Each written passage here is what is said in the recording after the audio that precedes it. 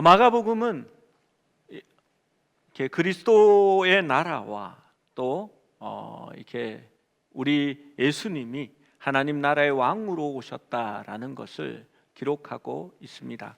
마가복음은 정말 분명하고 간략하게 말씀을 기록합니다. 마가복음은 시작할 때에 예수님의 배경이나 족보나 마리아의 잉태되는 그러한 이야기들을 다 생략하고 바로 왕의 오심으로 시작합니다. 세례 요한은 왕의 길을 예비하러 온 사람이고 또 예수님의 세례식은 왕의 대관식과 같은 것이었습니다. 그때 하늘이 열리고 말씀하실 때에 그 말이 왕이 자식에게 왕관을 씌워주며 그 왕관을 씌워주며 왕위를 물려주고 이는 내가 기뻐하는 내 아들이다, 그렇게 고백하는 그러한 말이라 말씀드렸습니다. 마가복음 1장 10절에서 11절 말씀이지요.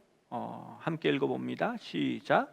곧 물에서 올라오실새 하늘이 갈라짐과 성령이 비둘기같이 자기에게 내려오심을 보시더니 하늘로부터 소리가 나기를 너는 내 사랑하는 아들이라 내가 너를 기뻐하노라.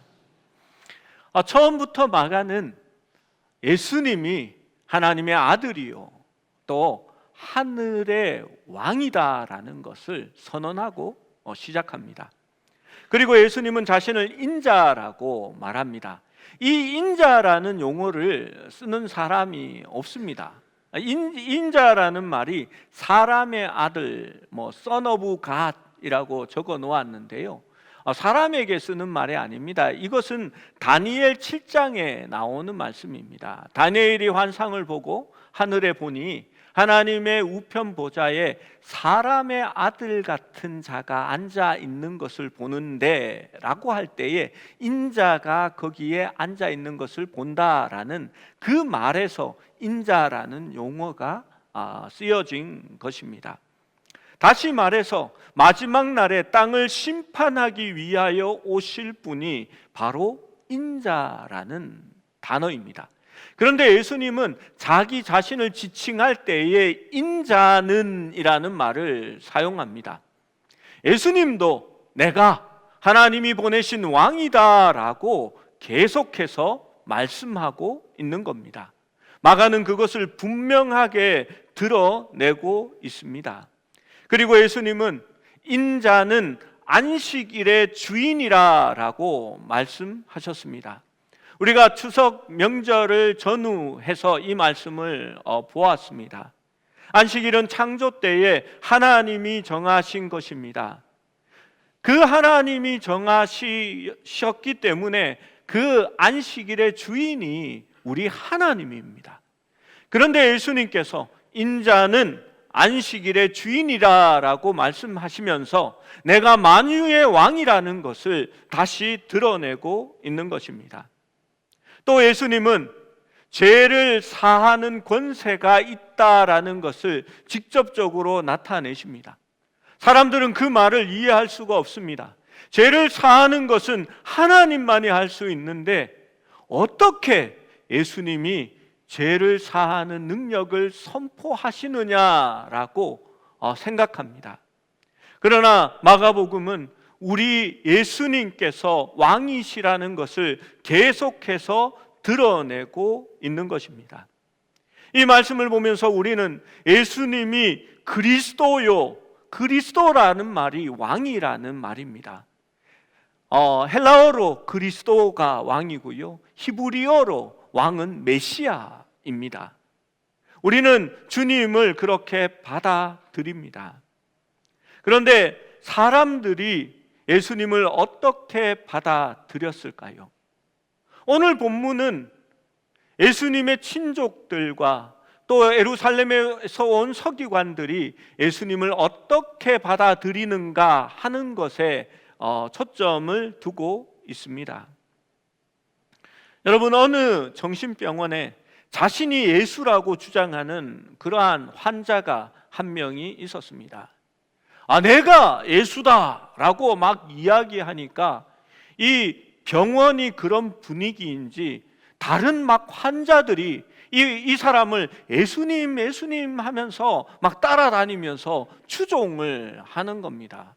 그래서 의사와 간호사가 보니까 확실히 병원에 입원할 만하다 하면서 고개를 설레설레 흔드는데 단 한 사람이 너는 예수가 아니야 하면서 그것을 믿지 않는 겁니다. 그래서 의사가 그래도 우리 병원에 제대로 된 사람이 하나 있구나라고 생각했습니다. 그래서 의사가 그 사람에게 물었습니다.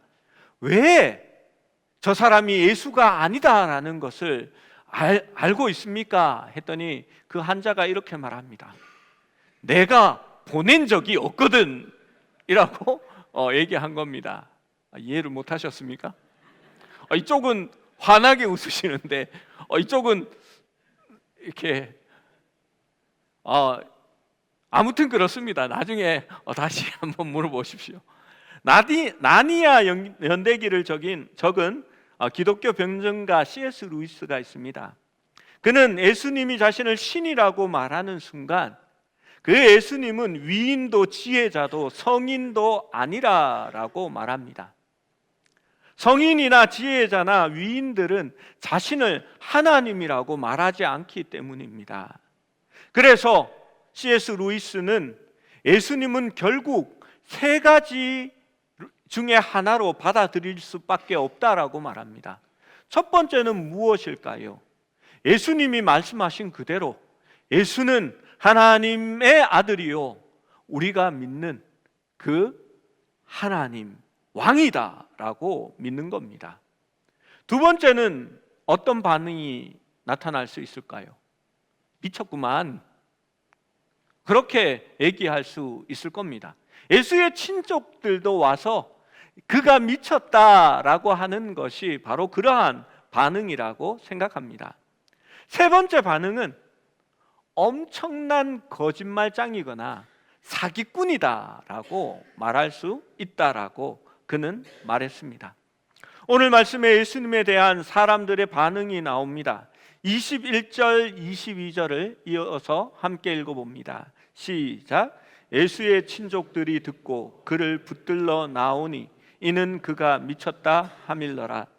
예루살렘에서 내려온 서기관들은 그가 바알세불이 집혔다 하며 또 귀신의 왕을 힘입어 귀신을 쫓아낸다 하니.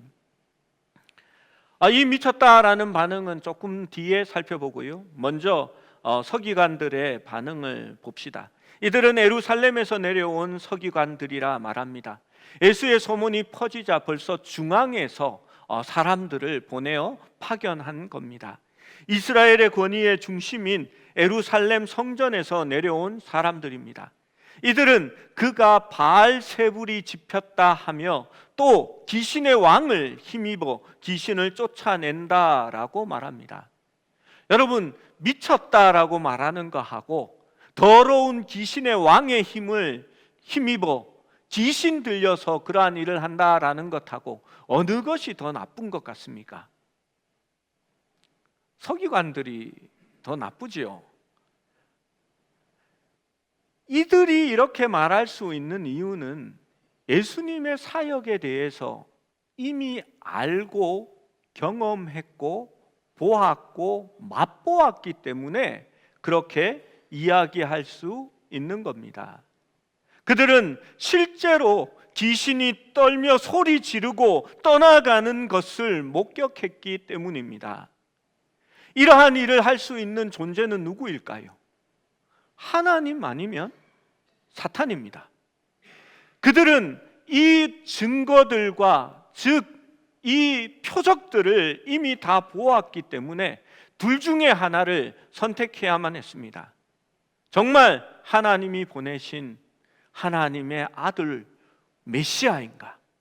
아니면 귀신의 왕의 쪼무레기 귀신이 귀신을 쫓아낼 수는 없잖아요. 더 강력한 귀신이어야 가능합니다. 그러니까 귀신의 왕의 힘을 힘입어 그 귀신 들려서 이러한 능력을 행하는 것인가? 둘 중에 하나를 선택할 때에 이들은 예수님을 하나님의 아들로 받아들이기를 거절합니다. 죄를 사하고 병을 낫게 하며 귀신이 떨며 떠나가는 일들을 설명하려 했지만 그것을 하나님의 나라의 일로, 그리스도의 일로 받아들이기를 거부한 것입니다. 그래서 그들은 예수를 오히려 모함하며 바알세불이나 사탄의 왕에게 사로잡혔다고 선동질을 하고 있는 겁니다. 여러분, 바알세불이 어디에 나타나냐 하면요, 우리가 처음 큐티 말씀을 이번 달 시작할 때에 열왕기하 1장 2절 말씀에 나타납니다. 1장 2절 말씀을 보시면요, 아시아가 사마리아에 있는 그의 다락 난간에서 떨어져 병들매 사자를 보내어 그들에게 이르되 가서 에글론의 신 바알세붐에게 이 병이 낫겠다 물어보라 하니라. 바알세붐은 에글론 사람들의 우상으로 등장합니다. 바알은 주인이란 뜻이고 세붐은 산당이라는 뜻입니다. 그러니까 이 산당의 주인이 바로 바알세붐입니다. 그런데 오늘 본문에는 바알세붐이라고 말하지 않고 끝을 리을로 바꾸어 말합니다.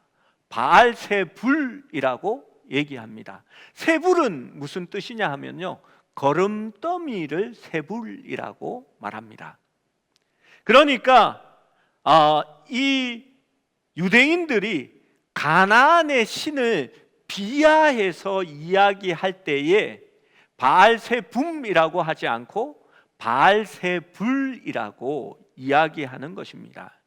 산당의 주인이 아니라 너는 똥덩어리 거름더미의 주인이다 라고 얘기하고 바로 파리떼들의 왕이 되는 거다라고 말하는 그러한 조롱입니다. 그것을 예수님에게 갖다 붙이는 겁니다. 마가복음 3장 30절에는 그것을 분명하게 마가가 드러냅니다. 이는 그들이 말하기를 더러운 귀신이 들렸다 함이러라. 바알세불이 왜 더러운 귀신이 되는지 알겠지요? 그는 그럼더미의 신이라고 말했기 때문입니다. 바로 예수님이 더러운 귀신의 왕이 짚혀서 다른 귀신들을 쫓아낸다고 말하는 것입니다. 여러분, 무신론자들이나 믿지 않는 자들도 이렇게 말하지는 않습니다. 예수님은 그들을 불러다가 말씀합니다. 저는 예수님의 이 모습이 상당히 놀랍습니다. 여러분, 이 말씀이 시작할 때에 수많은 사람들이 다시 몰려와서 예수님이 식사할 겨를도 없었다라고 말씀합니다. 얼마나 많은 사람들이 모였을까요? 예수님이 가는 곳마다 인산인해를 이룹니다. 그래서 사람들이 자꾸 에워싸서 미니까 이렇게 갈릴리 바다로 가서 배를 띄워놓고 물 속으로 막 올 것은 아니지 않습니까? 베드로같이 가끔 뛰어드는 사람들도 있겠지요. 그런 상황에서 우리 예수님이 그 자기를 모함하는 네가 바알세불의 힘을 빌어서 그 귀신이 짚혀서 그러한 일들을 한다라고 하니까 야야 이리 와봐라 하고 그 앞에 세웁니다. 우리 예수님 너무 용감한 것 같아요. 저는 속으로 욕하거든요. 그리고 하나님 앞에 늘 와서 기도합니다. 하나님, 제가 두고 볼 겁니다. 이렇게 제가 그런 얘기하면 막 성도들이 막 놀라더라고요. 목사님이 어떻게 막. 그런데요, 여러분, 다윗을 한번 생각해 보십시오. 그 다윗은 점잖은 왕이고 정말 하나님의 대단한 왕이었는데 그가 하나님 앞에 기도할 때는요, 막 이렇게 기도하거든요. 하나님, 저 원수들의 허리를 꺾으시고. 그 무슨 말인지 아세요? 자녀들을 없애버리라는 겁니다. 대가 끊기게 만들어 달라는 겁니다. 그러니까 이렇게 뭐 그런, 근데 저는 대놓고 그런 말 절대 못 합니다. 속으로 막 스트레스 받아 하면서요, 집에 가면 괜히 짜증내고 막 이렇게 하거든요. 근데 예수님은 바로, 역시 왕은 틀립니다. 그렇죠? 이리 와라, 요 앞에 서라. 많은 사람들이 다 보고 있습니다. 그리고 그들에게 질문을 하는 겁니다. 사탄이 어찌 사탄을 쫓아낼 수 있느냐? 만일 나라가 스스로 분쟁하면 그 나라가 설 수 없고, 여러분 그렇지요? 나라가 잘 되려면요, 안에서 다툼이 없어야 됩니다. 여러분, 우리나라 사람들처럼요 성실하고 근면한 사람이 없습니다. 유럽에 여행 간 사람들이 다 얘기하더라고요. 저 느려 빠진 게으른 저 유럽 사람들, 막 이러면서요. 아침에 좀 일찍 나가면 가게 문 연 데가 없어요. 점심 먹으러 나가면 점심시간이 2시간, 3시간입니다. 저녁 7시만 되면 문 닫고 다 들어갔어요. 그런데 우리나라 사람처럼 새벽에 나가가지고 일하고 밤 늦도록 일하는 그러한 민족들이 없습니다. 이 나라가 정말 잘 되고 세워져야 하는데 벌써 전 세계를 지배하고 남았을 민족인데, 여러분 왜 잘 안 되냐 하면요, 우리 민족성이 맨날 싸워요. 뭐 그게 지정학적인 위치다, 뭐 이렇게 고대로부터 우리가 너무 좋은 땅에서 이렇게 외세의 영향을 받았다라고 하지만요, 늘 안에서 싸우고 안에서 편이 갈려서 이쪽에 붙었다 저쪽에 붙었다 그랬기 때문입니다. 지금도 이 나라는 반으로 나뉘어져서 이렇게 싸우고 있잖아요.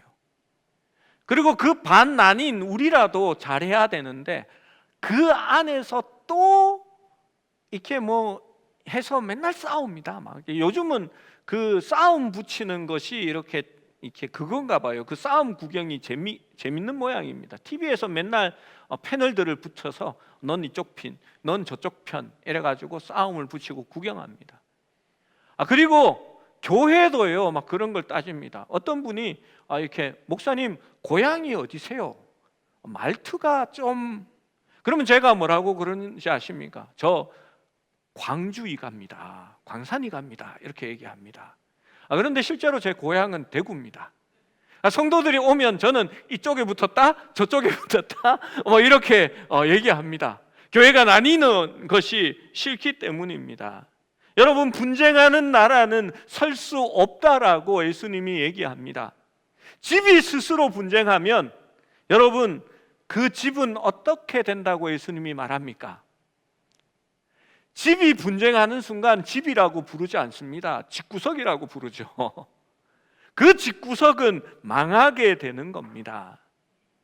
이제 예수님이 그 서기관들에게 질문합니다. 사탄이 자기를 거슬려 서로 분쟁하면 설 수 있느냐?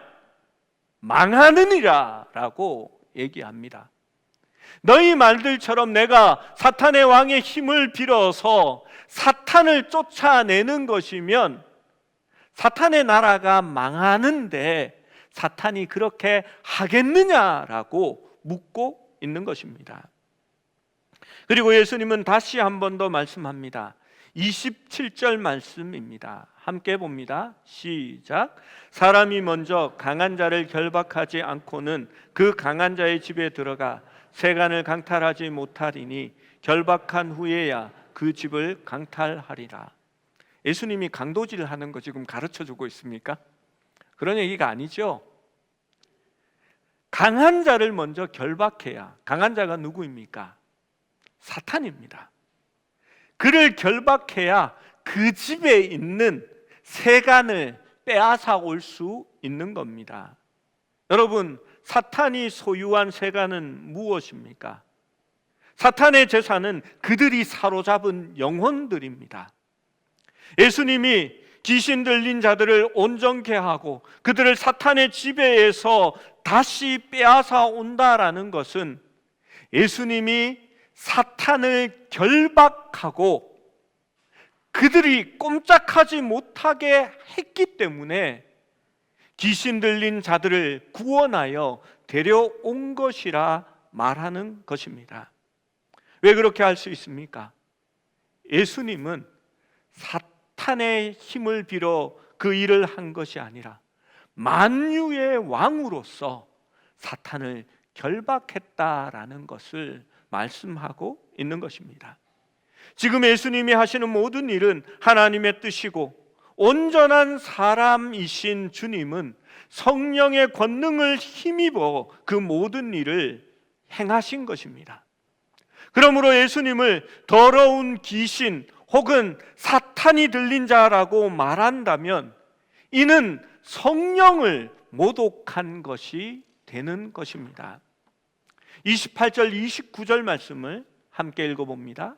시작. 내가 진실로 너희에게 이르노니 사람의 모든 죄와 모든 모독하는 일은 사하심을 얻되 누구든지 성령을 모독하는 자는 영원히 사하심을 얻지 못하고 영원한 죄가 되느니라 하시니, 용서받지 못할 죄가 있다라고 하면서 그 죄를 이렇게 몇 가지 꼽는 그러한 사람들이 있습니다.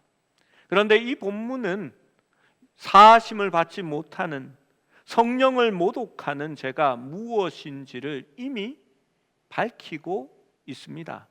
우리의 모든 죄는 용서받습니다. 또 모든 모독하는 일도 회개하고 돌이키면 사함을 얻게 됩니다. 우리는 죄인이고 단지 먼저 용서받은 자로서 은혜를 체험한 사람들이 지금 이곳에 모여 있습니다.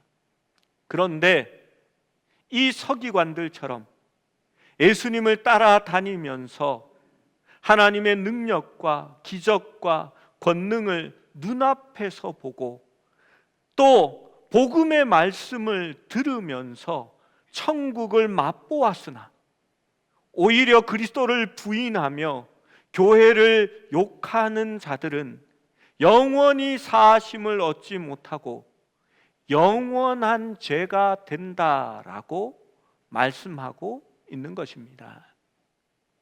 여러분, 이와 똑같은 문맥에서 히브리서에는 이렇게 설명합니다.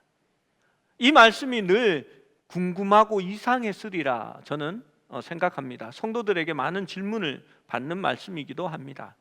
히브리서 6장 4절에서 6절 말씀입니다. 같이 한번 읽어봅니다. 시작. 한번 빛을 받고 하늘의 은사를 맛보고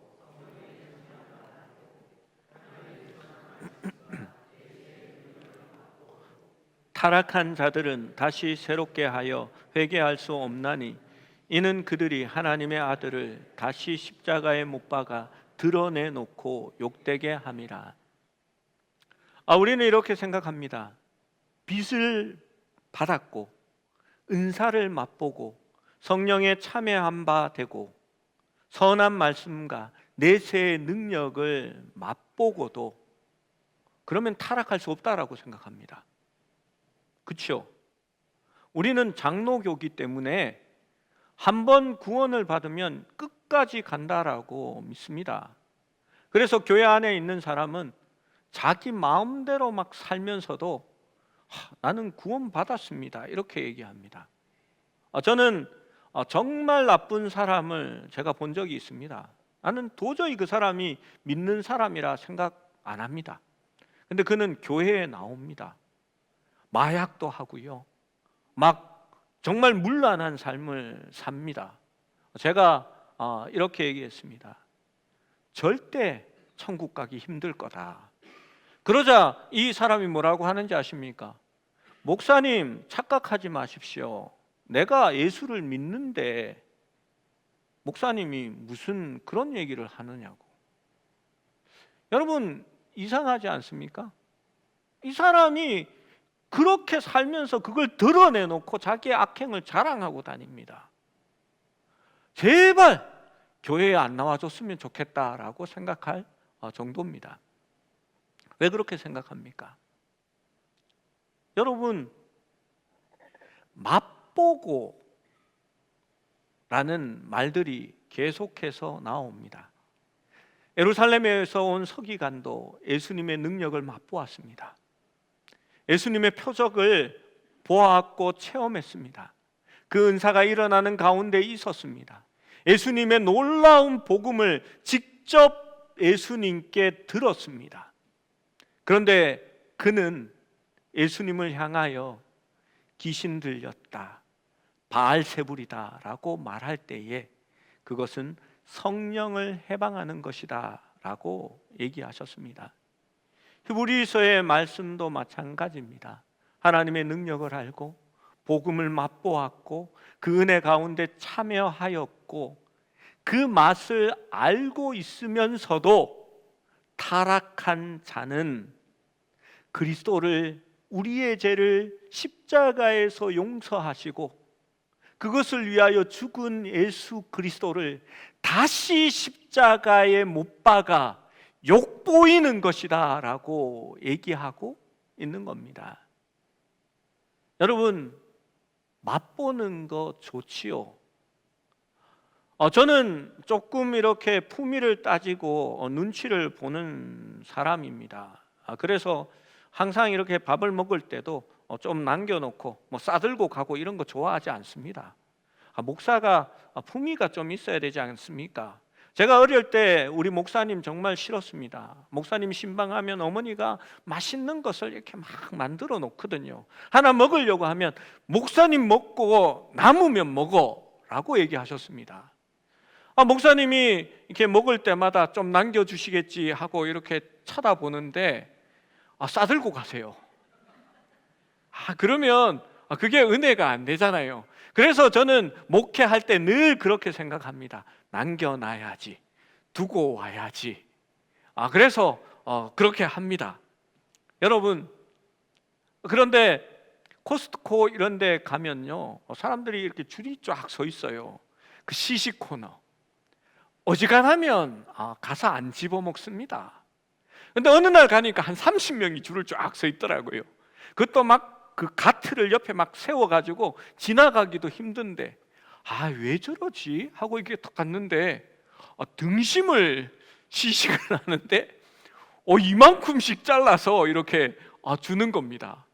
등심이라면 한번 먹어봐야지 하면서 이렇게 줄을 딱 서니까 아내가 가자 막 얘기를 하더라고요. 등심 정도면 이렇게 줄 서야 되지 않을까? 이러면서 거기에 줄을 섰습니다. 맛보는 거 좋지요. 근데 여러분, 신앙은 맛보는 게 아니라고 예수님께서 말합니다. 맛보고 똑같이 살면 그것이 무엇인가 말하지요. 여러분, 그것에 반대되는 말씀이 무엇일까요? 3장 35절에 말씀합니다. 35절 같이 읽어봅니다. 시작. 누구든지 하나님의 뜻대로 행하는 자가 내 형제요 자매요 어머니니라. 여러분, 마태복음 7장 21절은 그렇게 기록합니다. 이 7장의 배경을 아시죠? 오늘 우리가 주의 말씀 듣고서 행치 않는 자는 찬양을 부른 바로 그 말씀입니다. 예수님께 사람들이 예수님이 비유로 말씀하십니다. 내가 주여 주여, 내가 주의 이름으로 귀신을 쫓아내고 주의 이름으로 권능을 행하고 주의 이름으로 말씀도 전했습니다 라고 얘기합니다. 그런데 예수님께서는 무엇라고 말씀합니까? 불법을 행하는 자들아, 내가 너희를 도무지 알지 못하나니 내게서 떠나가라.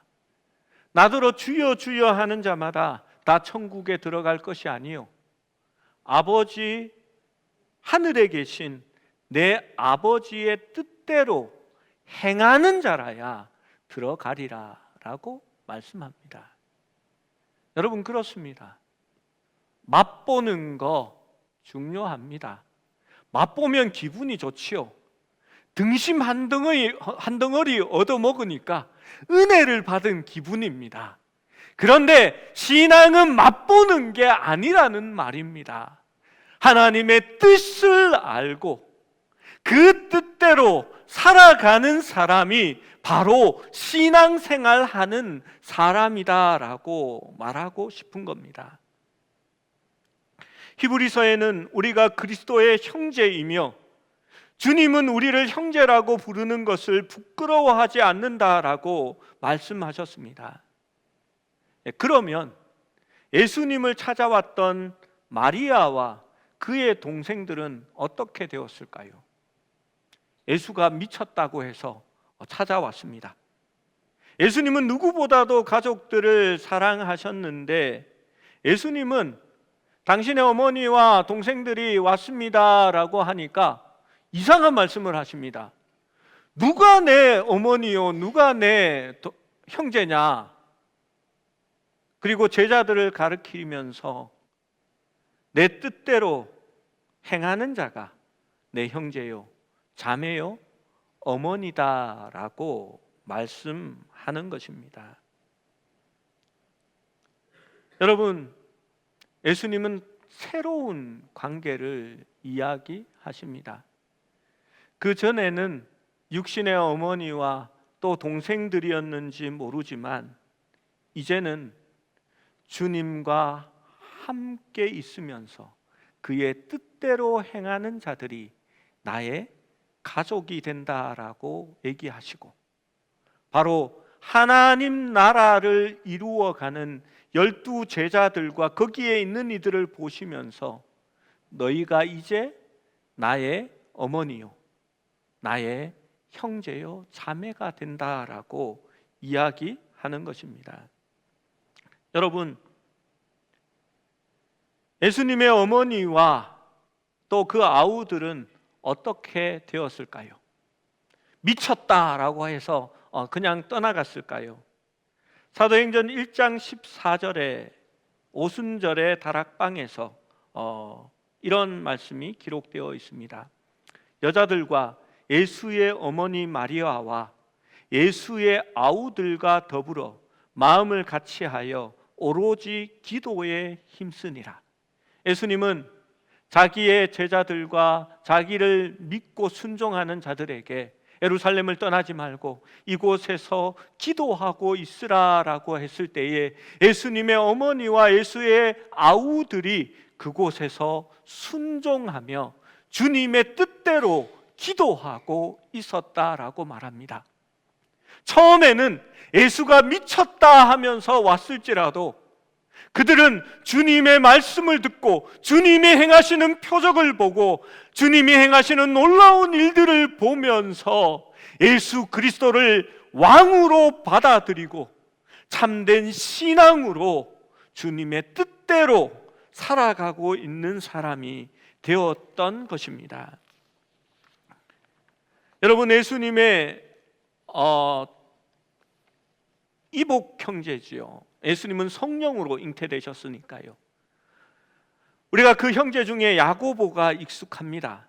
그는 야고보서라는 서신을 기록했고 예루살렘 교회의 수장이었습니다.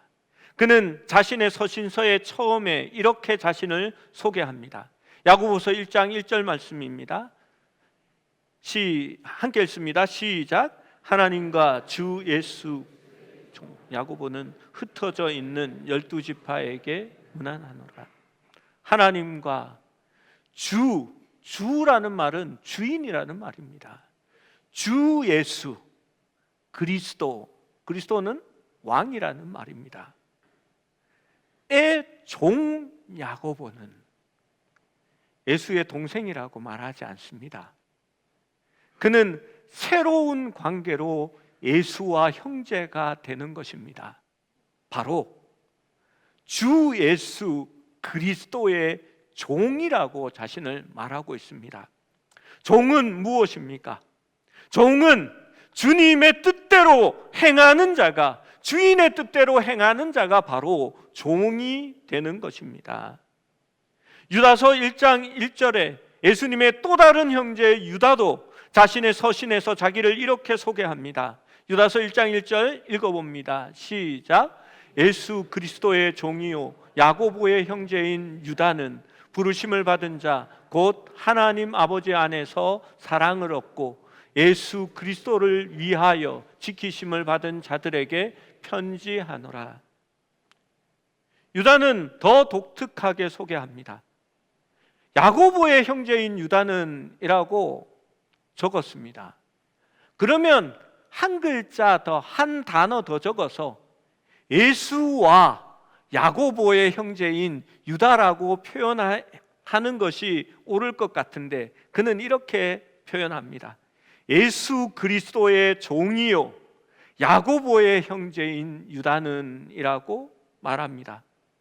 그는 주님을 왕으로 그리스도로 말하고 있고, 자기는 그의 뜻대로 순종하는 종이라고 표현되고 있는 것입니다. 그들은 새로운 관계를 맺었습니다. 새로운 형제가 된 것입니다. 주의 뜻대로 행하는 자, 바로 너희가 나의 어미요 나의 형제요 자매라라고 말씀하셨습니다. 여러분, 하나님의 나라 새 이스라엘은 제자들을 통하여 다시 시작됩니다. 주님은 왕으로 그리스도로 오셨습니다. 이제 성전은 허물어지고 주님의 몸을 이룬 교회가 그 나라의 성전이 될 것입니다. 그리고 그리스도의 가족은 그의 뜻대로 행하는 이들이 그의 가족이 될 것임을 지금 마가복음은 우리에게 알려주고 있는 것입니다. 사랑하는 여러분, 주의 뜻대로 행하는 우리가 되기를 원합니다. 맛보고 간보는 성도가 아니라 주님의 뜻을 분별하고 그 뜻대로 살아가는 그러한 성도들이 되시기를 축원합니다.